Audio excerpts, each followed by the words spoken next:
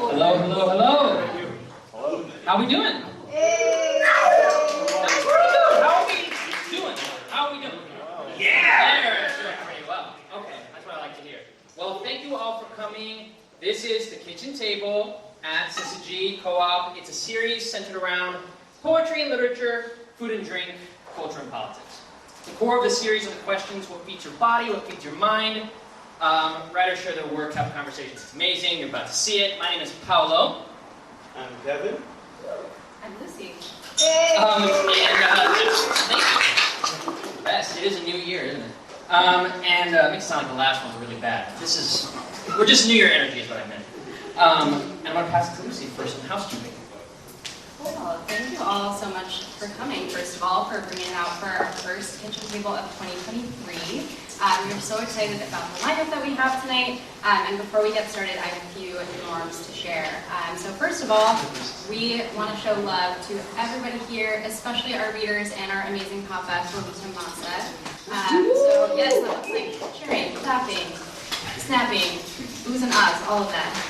It also means that we want to pay our readers because they are taking time out of their lives to come be here and share their work with us. And art should not be free. So we have some QR codes around the room if you would like to donate to Kitchen Table, and that allows us to pay our readers. So I will actually circulate these around if you'd like to take one and pass it, or find us at Kitchen Table SF on Venmo. And all the proceeds will go to our writers. So where do we drop the cash? With me. Just give me the cash. Go right in here. Grab that with the breast pocket. Yes. I should have brought the collection plate. I got it. Ask it exactly. We're going to work that in. Next norm to share is assuming best intentions. So sometimes things come up when folks are reading work that might be personal or triggering. And we just ask that you take a moment to check in with yourself if for any reason you need to leave the space for a moment, or maybe you need to have a conversation about that afterwards. Just be respectful of the poets and readers sharing what they're sharing. We want to hold space for whatever comes up. And there will be time for conversation. We do a pause after the readings, so you can feel free to converse with somebody. And then we also have some Q&A time at the end, so lots of opportunities for dialogue as well. Kevin.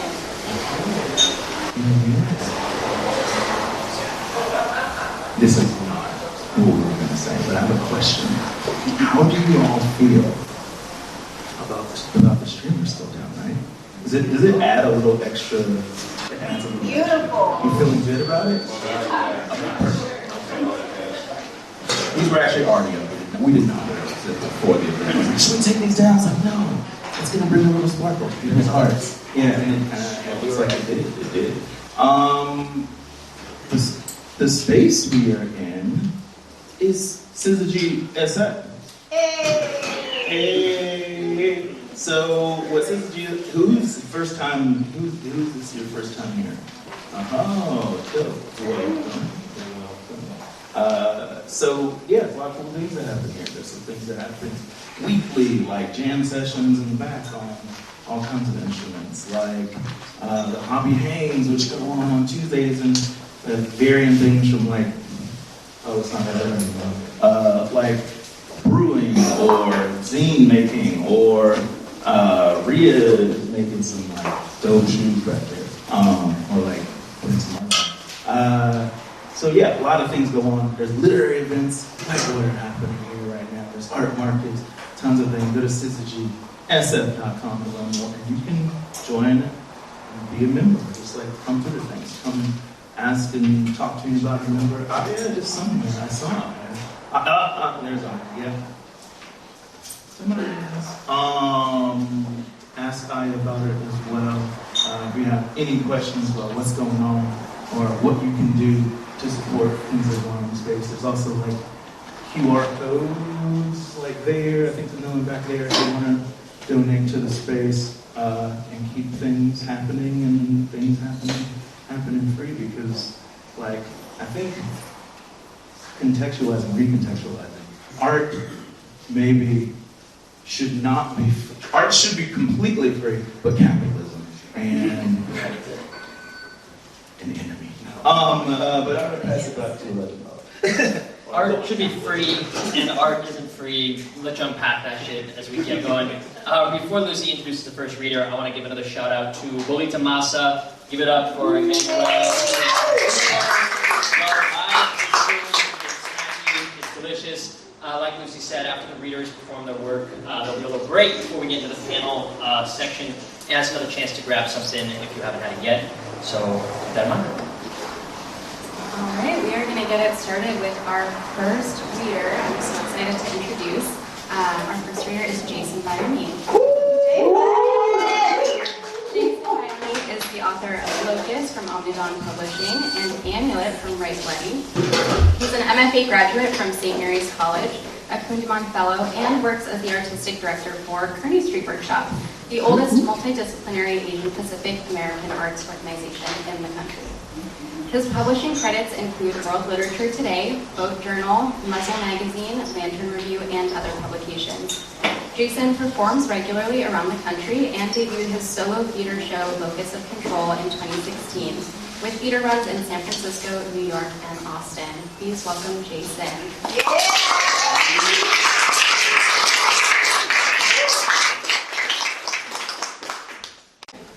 It is nice getting out of the house. All right. This is an older poem, but it is the only poem I can find about food. So, whatever.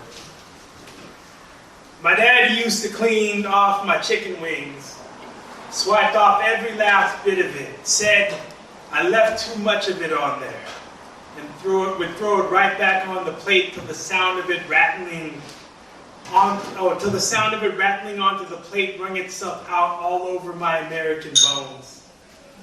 We used to joke about walking into Filipino homes and there'd always be a big wooden spoon and fork hanging on the wall that would say, this is a sign that we who live here are prosperous, that we have been blessed and live well.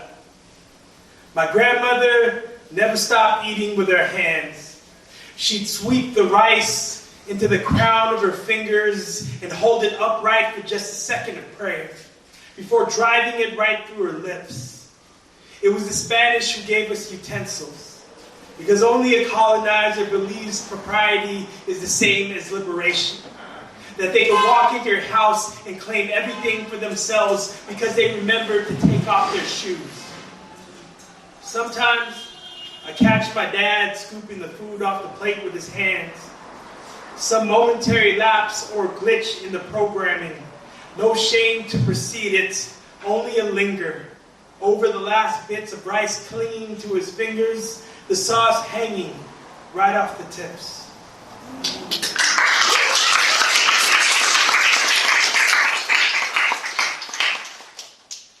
Thank you. I haven't been able to write much over the last couple of years.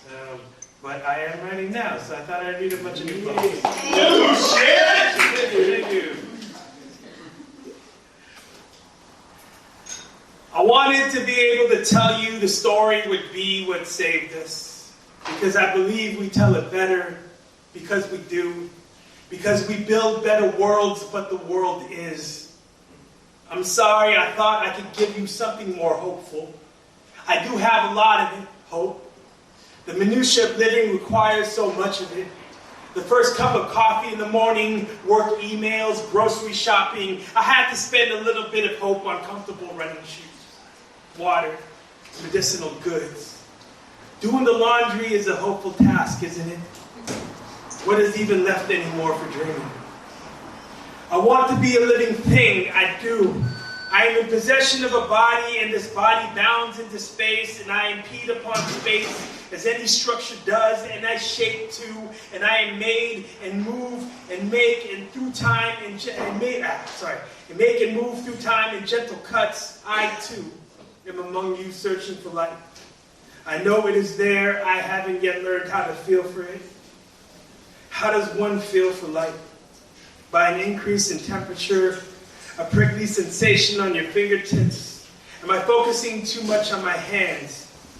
Do you feel light in the softest part of your throat? What is it that called you today? Can you ask it to call me to? I dream of a world and the world always escapes me. A softer place of landing which cities are not. I still believe we will win. But my God, this world is doing a shit job of backing me up. I wanted to be able to say the story was never meant to be a method of containment, but I know this is wrong. That stories were told to maintain order. That stories were sometimes made to control. Stories can often be such terrible, terrible things. But I will tell a story of location, the place where your feet touch the ground, a footstep that emits light, how we take space with unending depths of nerve. The stories, they are what we share with other people. Tell me one that remembers we're alive. We are alive, aren't we? And if we are alive, then that has to mean we have a chance.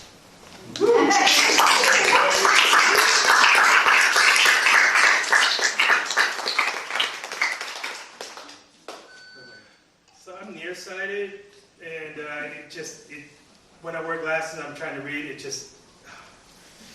but when I put it on, when I take it off, I can't see. So.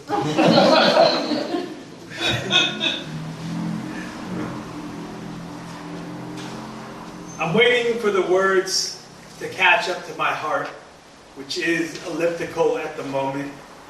There's an apology even I am expecting to bore out of my throat, but what for? What for? I'm continuing to write in a font that displeases me. Everything shifts so rapidly. My body, the environment, my body, the environment. Why not return to something so aggressively unspectacular as Arial? A font for all my first thoughts. Today I typed the words someday again and deleted and retyped, deleted and retyped. Inside of the collapse, I am still holding on to narrative. This is not sentiment, it is how I keep my family together. When I breathe in deep enough, I feel it. All the old anger waiting to become newer anger. Not having the words can feel like not having something to hit. I think I wrote that in another poem before. What is the equation that solves everything? Ideas are commodity, even the idea that ideas are commodity. I don't even know what I have to sell. I spend my entire life living on a fault line. I know all that's been made is inherently broken. This is not me being dour. This is me writing a note that says, I miss you. Trajectory-wise, though. I meant it that way. But the one you were thinking, that works too.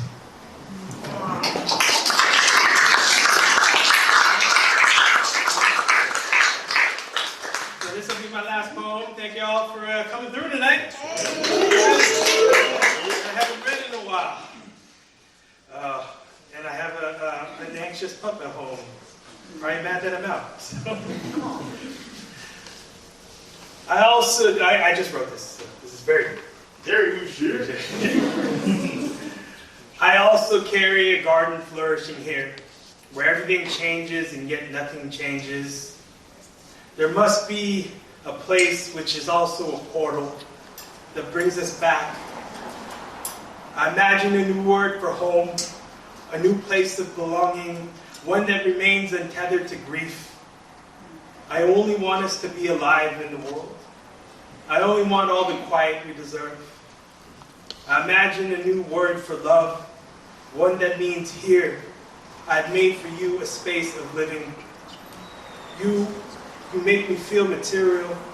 We will make this world one of brave imagination. Stillness is also a weapon therein. I'm not searching for what is nice. I'm not pretending everything is fine. I'm supposed to pretend everything is fine. I'm being told to pretend everything is fine. I imagine a new name for the future. What I want to offer into this space. One that says we brought each other back to life. We did. We were scared, but did it anyway.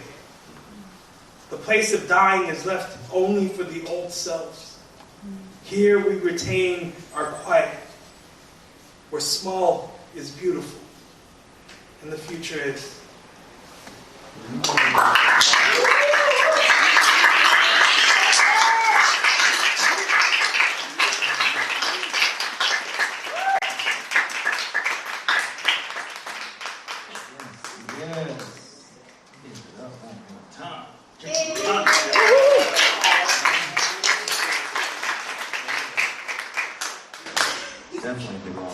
Definitely belongs on stage. And just so you know, I want to say, actually, isn't your Instagram just at Jason Bayani? Yeah. It's literally just your name. He said it awesome. So you can go see pictures of Jason with his pub. It's easy. So next up we have Darius Simpson. Next up we have Darius Simpson.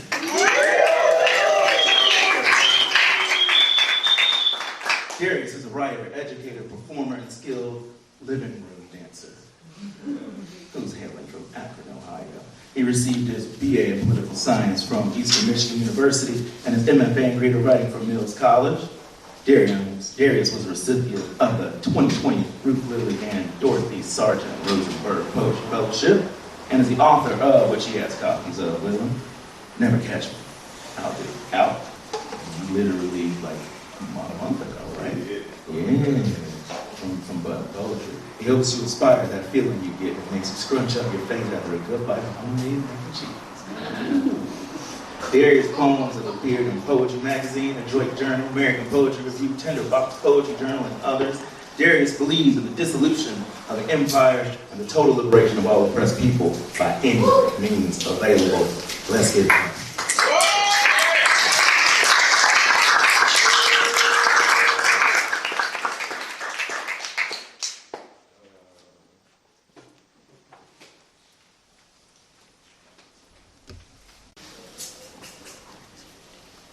So I wrote a book.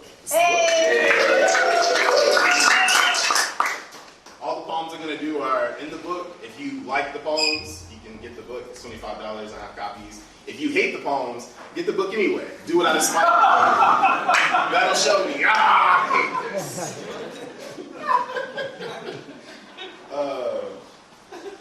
The poem I'm going to read from the book is the last poem in the book.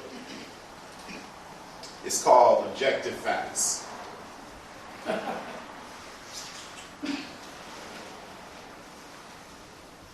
It's just a few objective facts. The first is that banana is a terrible artificial flavor. It's okay to shoot back at cops. I'm not an advocate for violence, but for peace. Violence is houseless evictions during fire season. Violence is the terms houseless eviction and food waste. Violence is 8-figure budgets for cop unions.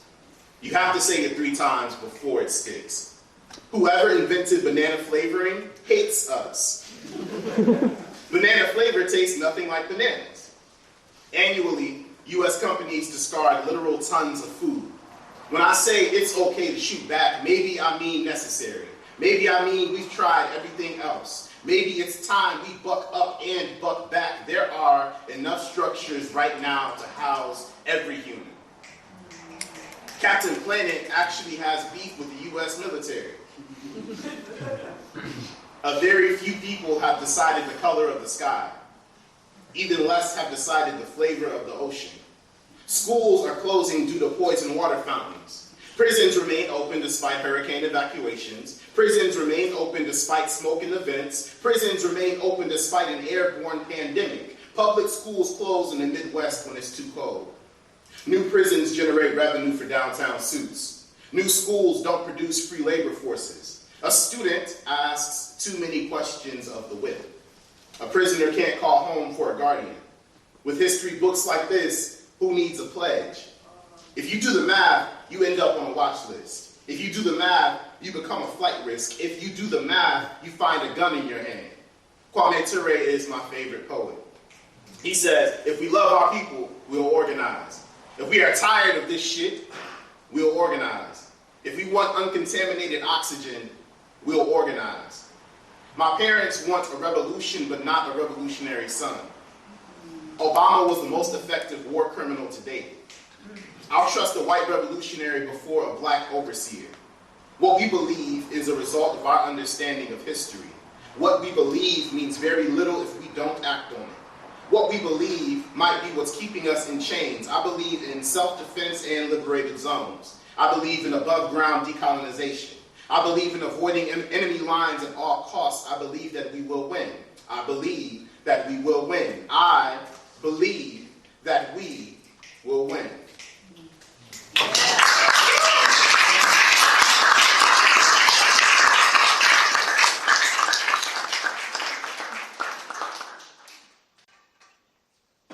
So there's this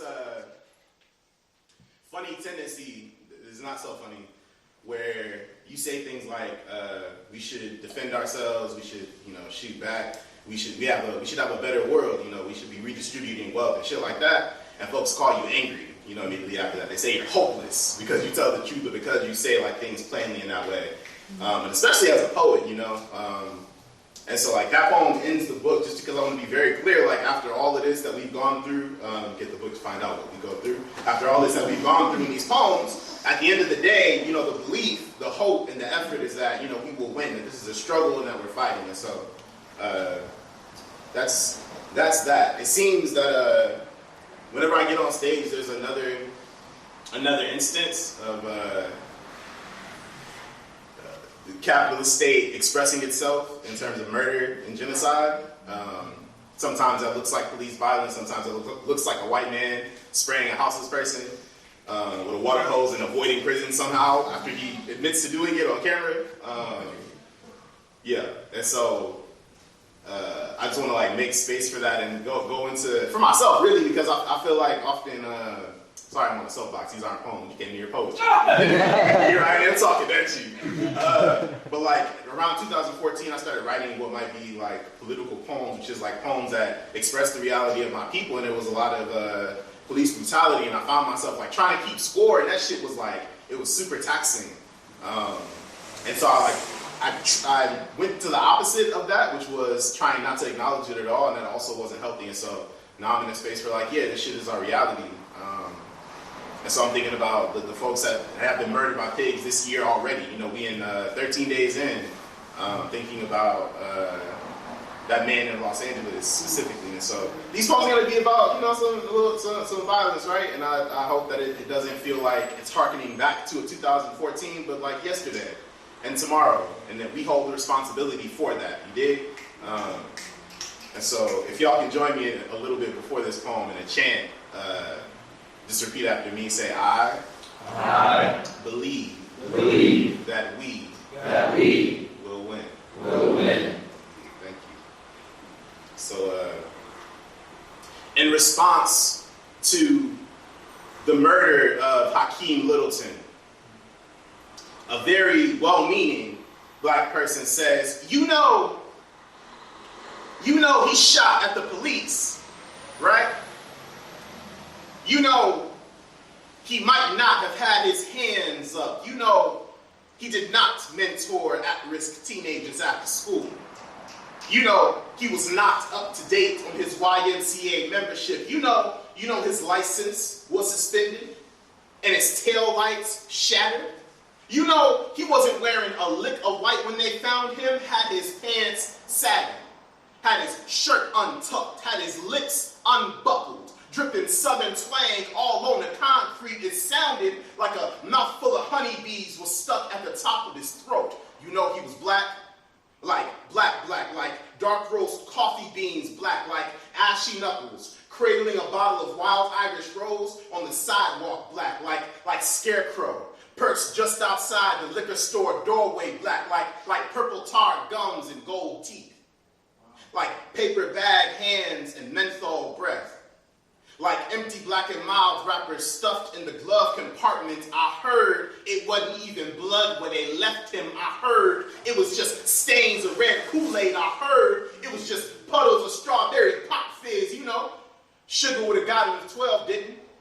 His teeth, were little yellowing daggers. You know he was a dragon, returned fire, went out in a puff of smoke. You know he was a weapon, didn't beg for his life, or call for his mother, or his partner. You know that nigga went out on his feet, brought a gun to a gunfight, brought mutiny to a slave ship at the Atlantic shoreline. You know that nigga was a nigga. And not like, ha, nigga.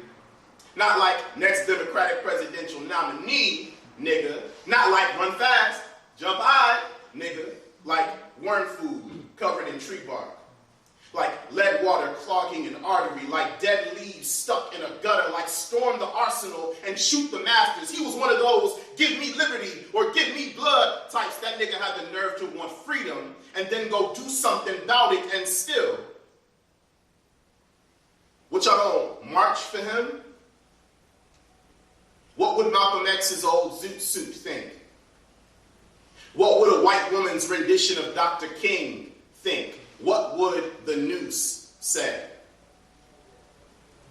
What if they see us mourning and then think we just as dangerous as him?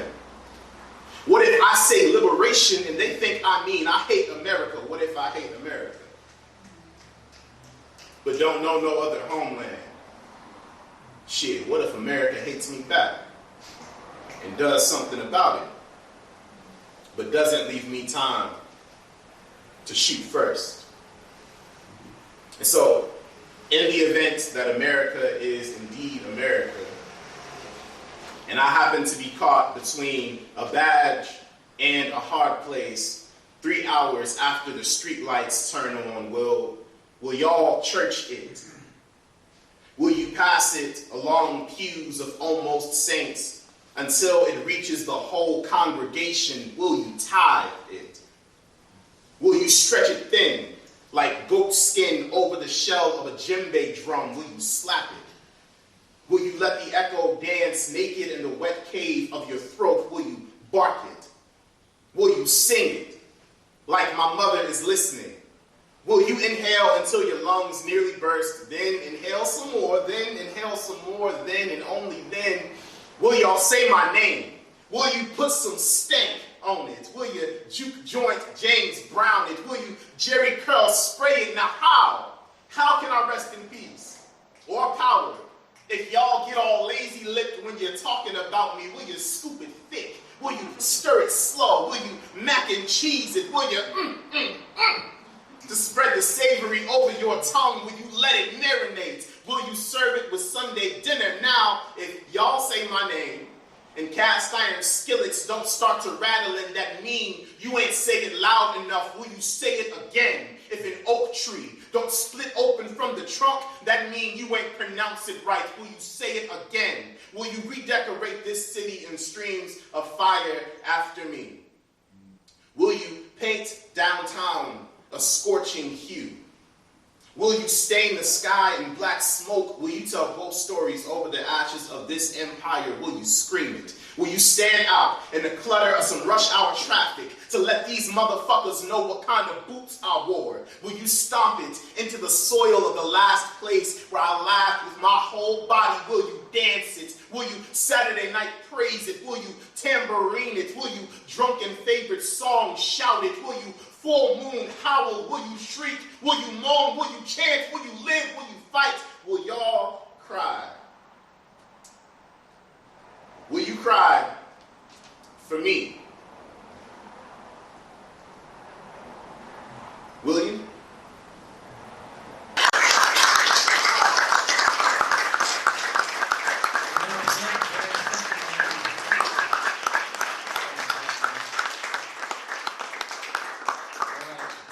Our last reader before the break is Kristee Ono. Give it up for Kristee Ono. Kristee's bio, a little dark, a little weird, a lot of burritos. Kristee Ono is a San Francisco-based stand-up comedian exploring depression and food obsession with an unwarranted optimism entertaining enough that no one has asked her to stop yet. She's a host and co-creator of KALW Into the Fold, an exploration of burritos and burrito people. She's the co-host of Mental Health Comedy Hour, where comedians use humor to destigmatize mental health. Give it up for Kristee Ono.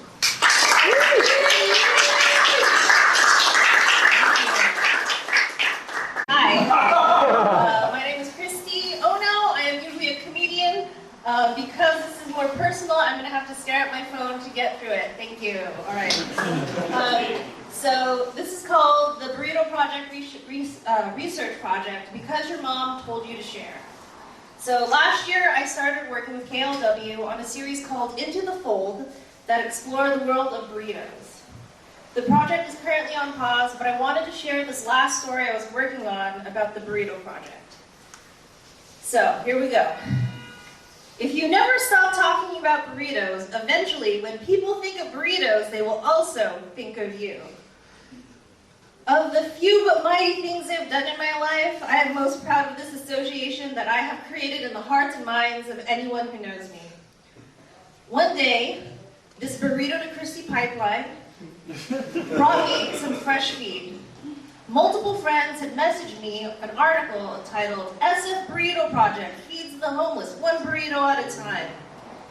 When I read that they were giving out vegan burritos, I responded in a typical snide social media joke fashion, vegan burritos? Haven't the homeless suffered enough? Comments I am not proud of, but in the spiritual and radical self-acceptance, I will say that is who I was. Snarky jabs under the disguise of comedy was how I responded to everything. And if I'm being completely honest, who I can still be. So I try to be careful. I still consider myself a cynic, but more recently I see myself as a cynic constantly, happily bewildered by magic. The kind that sometimes shows up unannounced and otherwise chaotic, true bummer of a reality. Despite any personal obligations to vegan burritos, I looked into the group.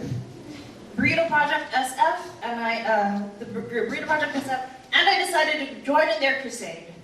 At the time, I was running a show that collected donations for local organizations supporting the most vulnerable in our community. As I've made it abundantly clear, Kristee and burritos, sitting in a tree, KISSING. So I had to add the Burrito Project to our list of organizations. But first, I wanted to volunteer with these vegan burrito peddlers. I signed up to be part of the delivery team. I met Jimmy Ryan, the founder of Burrito Project SF. He explained that the Burrito Project, what the Burrito Project was all about and what we were going to be doing that evening. Before we got started, Jimmy addressed the new volunteers and asked us what brought us there. There were a few folks who volunteered with other kitchens, people from the Bike Coalition, many good-hearted and generous people. And then there was me, a girl that ate 100 burritos in 100 days. For no reason.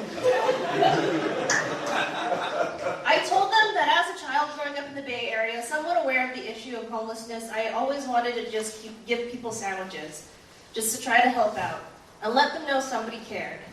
I said, I'm excited to be able to finally do this today because I believe giving someone a burrito is the highest form of love. I was immediately embarrassed. Thankfully, there was too much work to do to linger on anyone's awkward overshare. I ended up volunteering and collecting donations for them a number of times. The Burrito Project SF took a break in response to the global COVID-19 pandemic, but as things have lightened up, they're back in operation, meeting every last Monday of the month to make and hand out burritos. Besides making my favorite food, they are doing good in the world. And I would like, if I may, to tell you about their incredible origin story. It was rumored that the first Burrito Project started in San Francisco by a hip-hop artist collective and somehow spread to LA and eventually all over the country. There is something deeply satisfying about this burrito generosity starting and returning home to San Francisco. The iteration of the Burrito Project SF that I participated in was first hosted at the Castro Country Club, an LGBT hub for recovery in San Francisco. It has expanded to the home that they found in Martin DeForest House of Hospitality, where community volunteers meet once a month to make about 400 or 500 burritos to hand out wherever people are hungry. So I scoured the internet in search of the San Francisco hip-hop artist collective that started it all. And the rumors were true. I brought my extensive internet research to Into the Fold's producer, Gabe. Absolutely thrilled to share all the internet has preserved about the great history of burrito projects. The burrito project Wikipedia article says, sites. I couldn't read, don't worry. So the Wikipedia article cites Mission Burrito Project as of the first.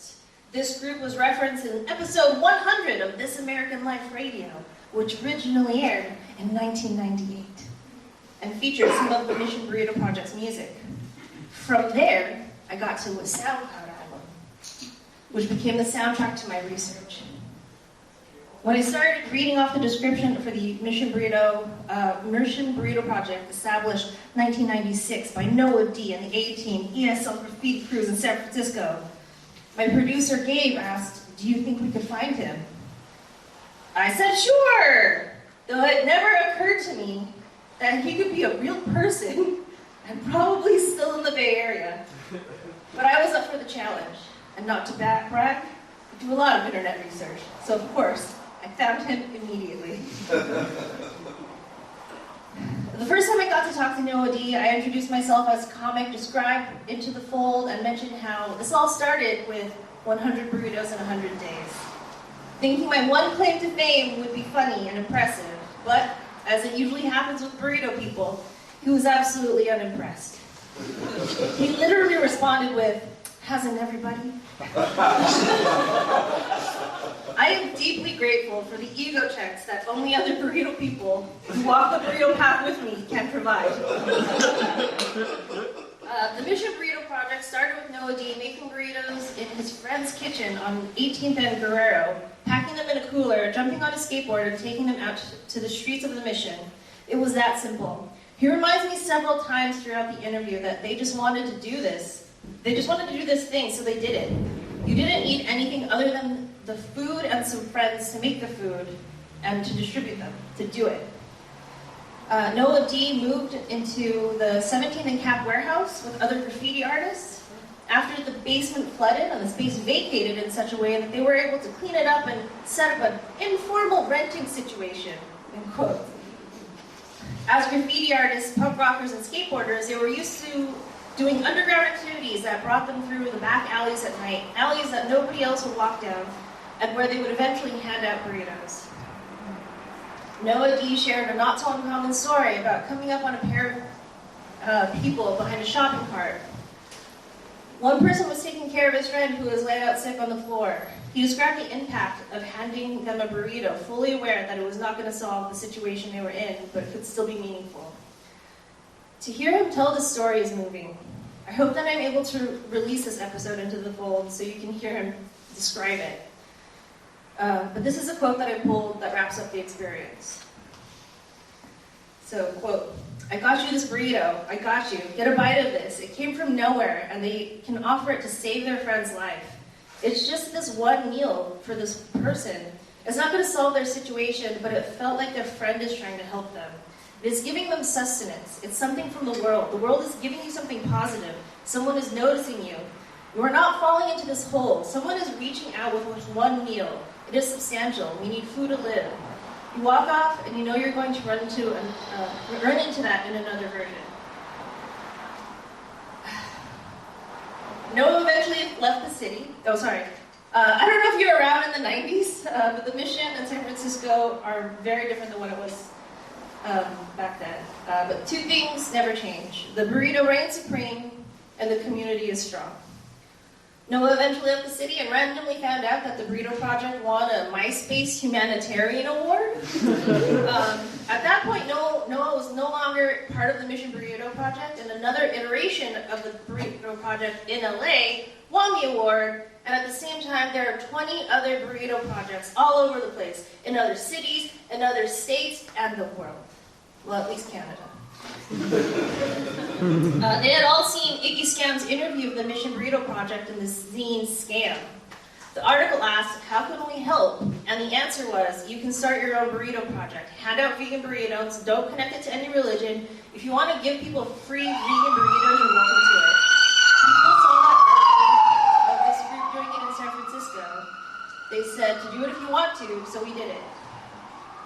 The Burrito Project SF was covered many times by local and national news, from the 7x7 article that first introduced me to their work, to the NPR article that Into the Fold's producer Gabe stumbled upon when I shared this topic.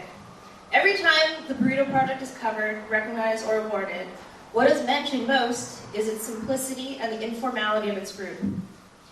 It seems the basic message of the Burrito Project, our neighbors are hungry, we should feed them, and their catchphrase, because your mom told you to share, really speaks to people. There are no delusions among the groups or the volunteers. The burrito is not going to solve the complex social issues that force people to live on the street. There are no quick fixes. Any proposal will need to involve ongoing support, time, money, and political involvement to address the food and housing insecurity, substance abuse, and provide mental health support in order to make any meaningful change. I wanted to include the history of the housing and real estate crisis in California, talk about the history of the Black Panthers Free Breakfast for School Children program, how Ronald Reagan's administration shut down mental health facilities, and the other cities busing unhoused people to California. But I understand that confronting the full breadth and depth of how we got here is incredibly overwhelming, and I appreciate the simplicity of the Burrito Project more than ever. After talking to Noah D. and remembering how, as a kid, I just wanted to do something, he's right. You don't need anything other than the food and some friends to make the food and distribute it to do something kind. We can just do it. We can be a whole community of burrito people who make burritos for the people in the community. A simple burrito to let someone know the world is giving you something positive. Someone is noticing you. You're not just falling into this hole. Someone is reaching out with this one burrito. Thank you.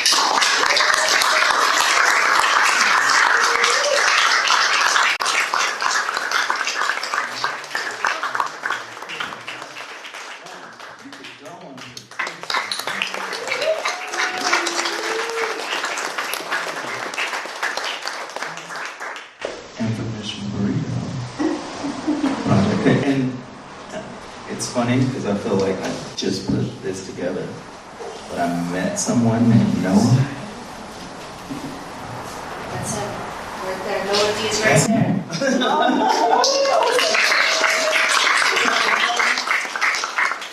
Is this the same Noah? Maybe. So we're gonna have a brief, intermission. Take some time to restroom. Grab a drink, grab some food, have a smoke, chat, have conversation, talk to these amazing writers, and yeah, well, we're gonna come back for the Q&A. I looked at like Apple Watch on 7 minutes.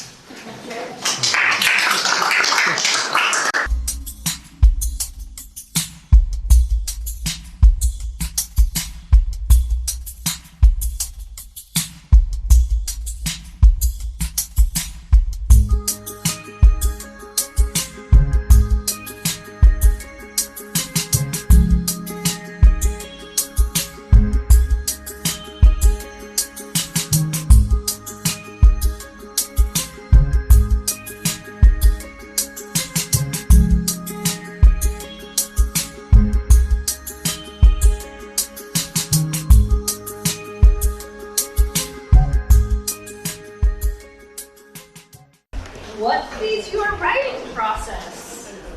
And what feeds your body? Wow. Want to go first? There's so much you have to do in a day that writing is where you carve out what you carve out time for, and don't have the luxury to just be like I can just write like whatever I want, So I don't know what feeds it. I have to make space for it. I have to create hunger for it. Rather than it being being fed needs to.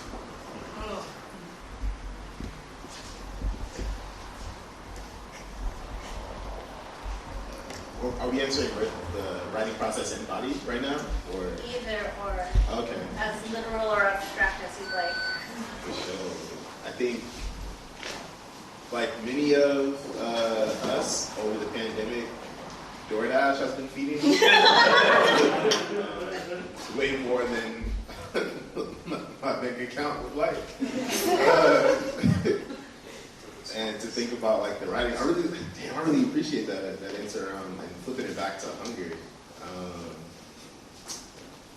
think what feeds my writing process depends on what I'm writing about, and like what I think different experiences, different stimuli lead to different kinds of writing and different writing experiences. I think in the healthiest way, a healthy writing practice feeds my writing process.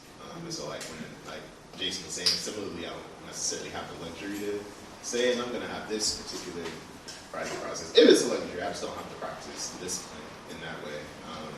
But I think in the best case, when that's happening, that feeds my writing process. So, this is a fun little baton. Just two. Oh! Hey. I'll look forward to it. Huge plot twist. Oh, I just like this. I love the awkward Test silence. 1, 2, test, check. Okay. It's not on.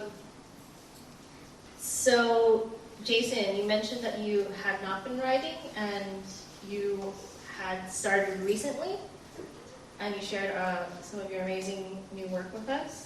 What got you back writing again? It's just too much time.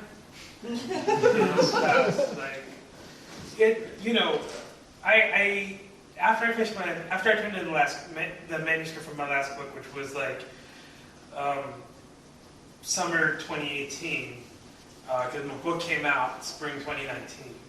I was just like, I'd been working on it for so long, and it was the book and my solo theater show they were both written in conjunction with each other.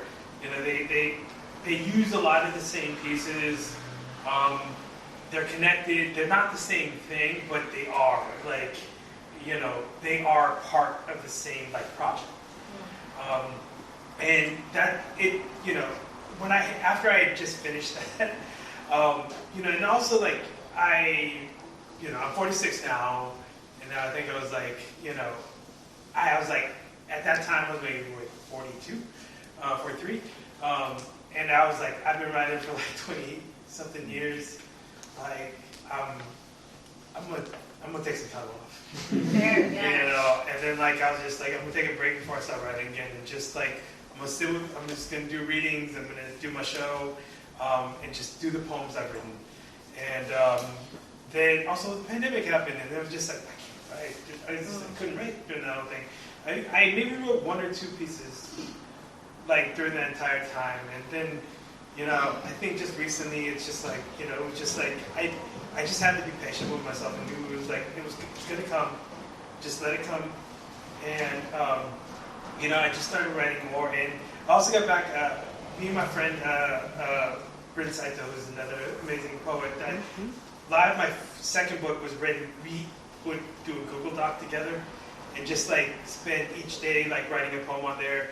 We wouldn't talk about the poems, wouldn't do anything. It was just that there's another person writing a poem a day, and I'm gonna write a poem at the same day, and we're just gonna keep doing that. And so we started another Google Doc again, and just after all these years, just because it's I knew she hasn't had a book in a minute, I haven't had a book in a minute. I was hey, you want to start a Google Doc again? And so now we're on a new Google Doc. So. Nice. Hell yeah. That's awesome.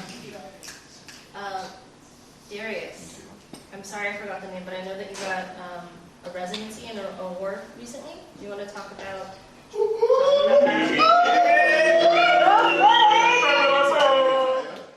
I'm sorry? I saw the one that you announced on Instagram. Yeah, is that okay? That's your Yeah, that's fine. Oh, okay. Wait, whatever you want to do. That's good. I got the NEA. That's a literature fellowship. I'm I'm brand new to this writing shit. These like all of that. So the language is but so I always explain the things. I hope folks don't feel infantilized by me explaining them. But I know it would have been helpful if I was in the audience if I wasn't like doing the shit. And so like it's essentially submitting a packet of poems, and the federal government is giving me money for it. It's like it's different from the federal government. It's like art sector, but it's like apparently a big deal. And I'm super grateful, not to diminish it in any way. But yeah, yep, it's exciting. Unrestricted. Unrestricted too. So I don't have to with the federal government. And there's no so yeah, that's it. That's exciting. Congratulations. Did you have a writing practice during the pandemic, or did you? I mean, I was also ordering a lot of DoorDash and not writing. I just want to know your experience. Was it difficult, or did you find comfort in it during the alone time?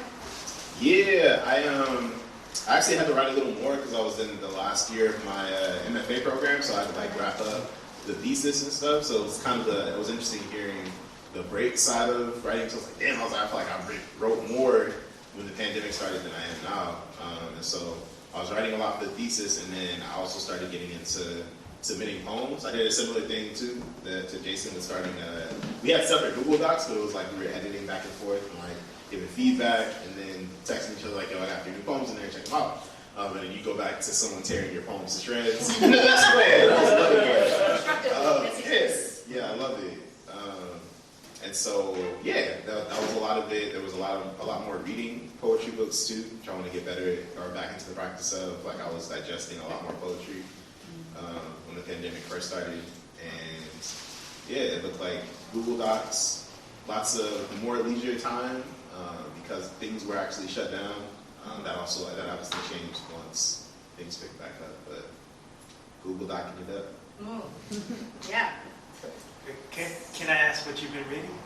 Yeah, right now? Yeah. Oh man, I can nerd out, man. No, that's me. So right now, I just started Wretched of the Earth for a second lap. Reading Asada right now. I'm a part of an organization called People's Programs in Oakland. A new African revolutionary socialist organization. We build decolonization programs. Holla at me after if you want to find out more about what I mean by decolonization programs. And we do some reading in there. So right now I'm reading Asada Shakur's autobiography. Also reading A Dying Colonialism by Frantz Fanon. I think an interesting book recently that I think everyone should read it's called Look for Me in the Whirlwind. It's the autobiography of the Panther 21. Anybody ever heard of the Panther 21? The show, one person. Wow. So we talk about the Black Panther Party often, especially being out here today. They get referenced a lot. The New York chapters were essentially drained through a COINTELPRO operation that was the Panther 21. This was the government throwing some trumped up charges at them, giving them a $100,000 bail. Each 21 of the Panthers, they were the leadership of the East Coast chapters, so New York, Philadelphia. Now, let me not name the chapters, East Coast, leave it. Read the book. But mostly New York. So it was like Brooklyn and Harlem. And effectively what it was is tying up the party's resources for a year and a half and trying to fight this case as opposed to organizing the programs that they had set up. While in jail, while fighting this case, the Panthers wrote an autobiography of their lives and of the trial, and it's a must-read, especially because the new edition, it has some words of advice from Black Liberation Army, Black Panther Party veterans for how we should organize today and what we should be up to, and lessons that they learned, right? We hear a lot about, we see the Hollywood versions of Panthers, we see the, celebrity costume versions, and so it's really important to get into the reading, writing of people who put their lives on the line, very literally for our liberation. Whether you Black or not, they was getting down for the overturning of this system that's exploiting your ass every day. These are folks that were assassinated, had their kids' lives destroyed and changed forever. Folks that are still in exile, folks decaying in prison right now, still fighting, but and so I would say check that out. A poetry book that everyone should read to move to a different arena. Portia Olayola wrote this book called I Shimmer Sometimes Too, and it is one of my favorite books. Like the kind of poetry collection you look at the shelf and smile at, and so I think everyone should read that and should be reading that. Awesome. All right, reading list, everyone. Go out and get it. What about you, Jason? Are you reading anything right now? Yeah. I've been reading, it's kind of strange. Like, I've been reading a lot of poetry that is a lot different than what I write. I've actually been really getting a lot into, more conceptual poetry, and I do not write that. My stuff has always been more narrative, more like plain spoken, but like, I love reading, books that just kind of like, I need to sit with. And like, that I don't fully understand on the first read. And I can just kind of like put it, I know it's doing something. It's working in my body, and I can read it and just like put it down, and then I come back to it later. And a couple books like that have been like that for me. I got the name of what's Myung-Mi Kim's latest. She was one of my professors when I was an undergrad. And yeah, her latest one that I've just kind of been going back to. There's also Daniel Brzezinski, Performance of Being Human. I just can't get how he does what he does. It's almost like what he writes, it takes you and it's constantly turning you, and you just do not know where you are at, and you remain invested in the ride, and also like the humor is top notch too, and also Aerial Concave Without Cloud. Aerial Concave Cloud by Julia Tween Lee has been something recently that I really enjoyed reading. And as far as like kind of more prose nonfiction books, I've been reading How to Read Now by Elaine Castillo. She wrote an amazing book, Filipino writer, which wrote an amazing book called America's Not the Heart. Wrote this nonfiction book called How to Read Now, which is such an amazing book about how to kind of read and perceive media and literature in this and now in this new age. And I think it's really kind of eye-opening as far as like the concepts and ideas that she brings to the page. All right, everyone has their assignment then? Yes, go for it. Please. So one more book. Y'all ever heard of the Attica Rebellion? Yes. Please stand if you've heard of the Attica Rebellion, the Attica Uprising, the show. For folks unfamiliar, 1971, on the cusp of repression from black liberation organizers outside being pushed inside, a revolutionary politicization of prisoners on the inside. And so movements rocking off all over the place. George Jackson, member of the Black Panther Party, organizer in prison, Black Guerrilla Family, all of that, tap into George Jackson's books, is assassinated by prison guards. After that, another wave of rebellions kick up, Attica being one of them. And so in New York, prisoners go up for just human rights, not saying free us all, we want to end prisons immediately. They said we want clean, generalizing, like clean sheets, clean food. More access to these very basic human wants and desires. And the state came in shooting, I think there was, I'm not going to throw a number on, I think there was like 30 folks assassinated in the raid on both sides. They'd taken hostages. They hadn't killed folks, but they'd taken hostages. After this, someone goes in to have some writing workshops with them. And there's a book called When the Smoke Clears. And it just got released recently. I think it was like 2 months ago. It's an interesting and necessary read, especially thinking about there's another book, Social Poetics, that talks about writing in social context and like what it means to have folks that are being exploited create, naturally about their lives rather than thinking about coming from what might be called a privileged position, trying to write about oppression or write about these things, having the folks that are going through the thing just write about what their experience is. And so When the Smoke Clears is a really dope collection of storytelling is, I think, what it does in a way that I haven't read before, right? We read poems that are about a thing, but this is the folks that were surviving through writing about their desires, writing about what happened, writing about what was lost, and also what was gained in some way, I guess, through that. You want more too? Yeah. But books are great. Also, like, Hanif Abdurrahman writes such amazing books. I've never read a writer who can talk about pop culture and contextualize it, like, in the most, like, it's so relevant ways towards the ways we are living in now in the current state of our culture. A Little Devil in America is his newest one, and Go Ahead in the Rain, which is about a Tribe Called Quest. All about, but it's about more than Tribe Called Quest. And it's just and it's freaking amazing. And you should read it. It's up. Yeah. I want to prove that I'm reading something too. Hold on. So I just finished this really kind of silly book, but it was actually really eye-opening. It's a post-colonial astrology, if you all subscribe to that. It was very interesting to take a critical lens on Western civilization's interpretation of astrology. And now I'm going to read, I think it's called The Radical Dharma by Lama Rod Owens. And it's just incredibly, he's an incredible Dharma teacher. I read. It's not just jokes over here. I do want to ask kind of a silly question if you two are up for it.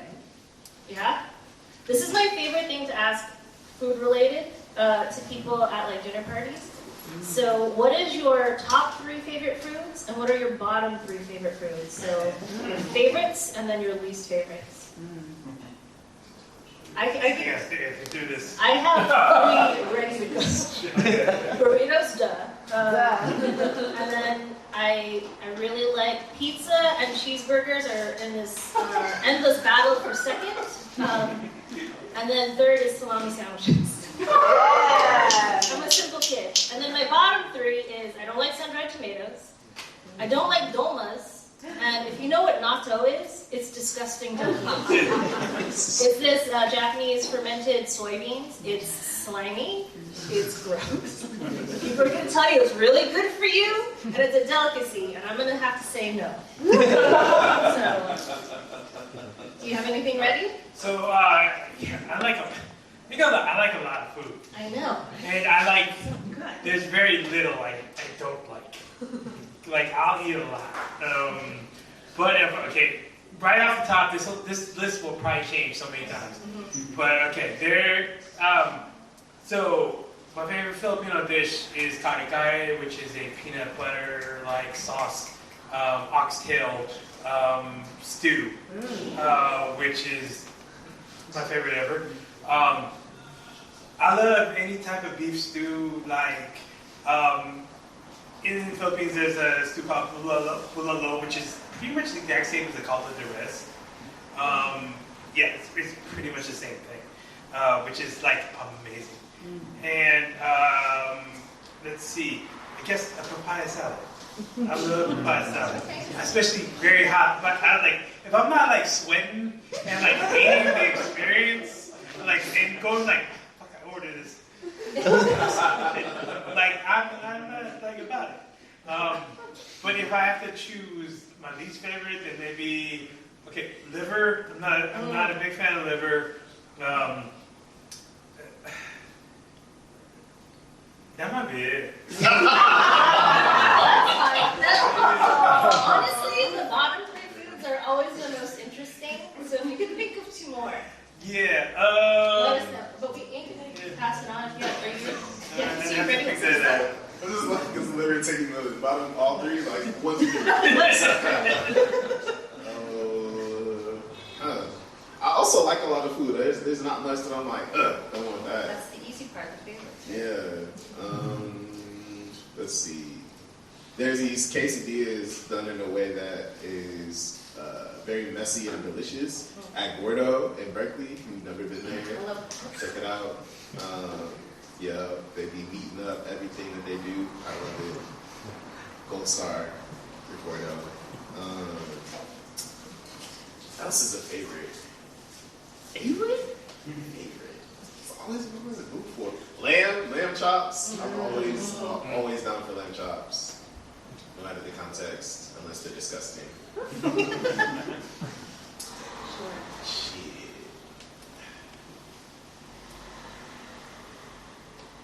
Oh, recently something I've been devouring. Some pad see ew from this Thai place in what's the name? Where's that? Alameda. It's in Alameda. That's just delicious. So I'm gonna put those as my top 3. The worst food ever, objectively, the #1 worst food for everyone. If you don't agree, you're lying. Brussels sprouts. They're disgusting. We can talk about it. We need to talk about it. You can be honest here. This is insane. The first response is always, but you have to do this, this, and this to it. Anything that you have, like there's an asterisk for why it's good, it's disgusting. So yeah, Brussels sprouts are disgusting.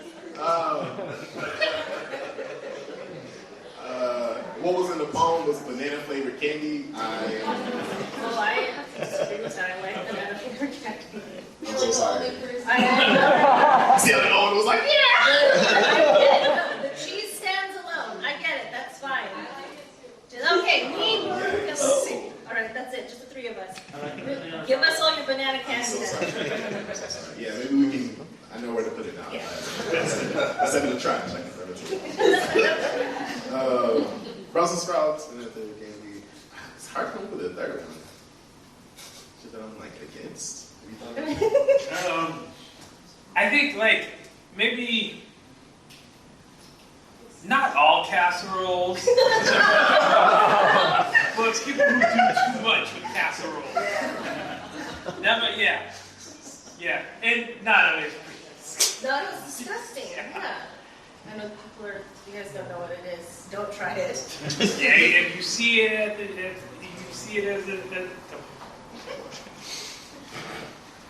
I think the last one I would throw is no disrespect to the vegans in the room. I had vegan chicken when I didn't realize it was vegan chicken.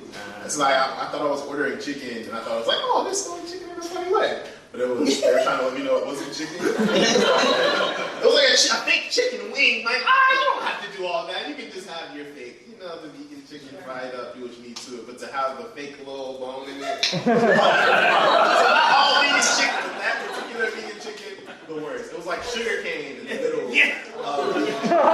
Unforgivable. I like that one. Surprise vegan food. Yeah. Not even some surprise vegan food is good, but True. that particular surprise. I've enjoyed vegan food. Anyone else? No? That was just, I don't know. You guys don't have to do this. I just like asking. It ends up being pretty divisive. Like Brussels sprouts? God, I'm all going. Yeah, I mean, the real ones agree. Sure. No, you bring up a good point. If you have to do too much to it, then it's not really. And every time, whenever I say it, no one's ever like, no, you're wrong, they're delicious. No one ever says that. What they say is, you have to do this, this, and that. It's, That's fair. I did. Okay, one thing I really didn't like I really like chicken feet. I do. But I went to a monk party in St. Paul one time, and they had fried chicken feet, and it was just really tough, and you couldn't eat it, and I hated it. So that was fried chicken feet. Does not work. That's fair. Just keep it sautéed or boiled in sauce. I am just so entertained by this conversation. But we can go back to some legitimate questions. Well, let's keep it on food if you don't mind. Are there any places that you would recommend in the Bay Area or San Francisco that people must try out?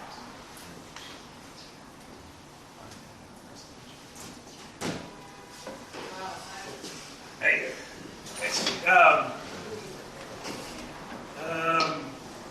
in Oakland, there is a Lao restaurant, which is in the middle of a neighborhood, called Cafe Mansion, which is amazing. So if you ever get a chance, check that out. It's Lao food. They do Thai food there too, but like they have a Lao menu, which is like excellent. Along with like the regular like Southeast Asian food, it's really good too. But that's probably one of my favorite places to go. And my sister-in-law is Thai, from Thailand, and we took her there. And that was like, it was like her favorite place ever. And like she has not had like real like food. Like where she's from in Thailand is on the border of Laos and Thailand, so it's similar food. And she was like, this is like, I want to keep coming back here. And that's like, that place is amazing. I live in San Leandro too, and next to the most, I think I found like, there's like a taquerias, but the one in Taqueria by me is amazing. It's called Taqueria Guadalajara. So good there. Yeah, amazing. And I think those are. How do you spell mention? Vientia. You got it. Yeah, it is straight in the middle of a neighborhood. Like they're just all houses, and there's a restaurant.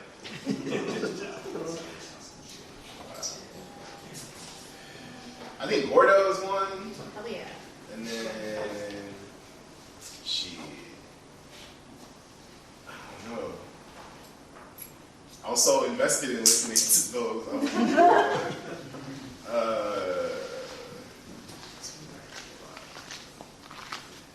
Oakland Street Food Company. It's a good one. They have a quesadilla. Delicious, greasy. And Paradise Cafe. It's good.